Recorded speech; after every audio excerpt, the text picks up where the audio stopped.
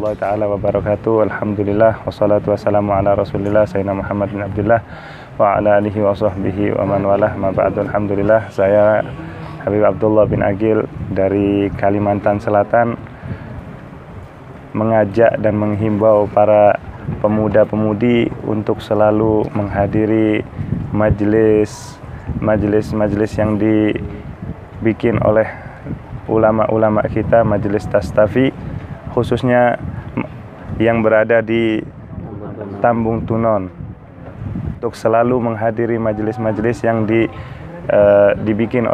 digagasi oleh para ulama, menyempatkan waktunya untuk selalu menghadiri majelis-majelis tersebut.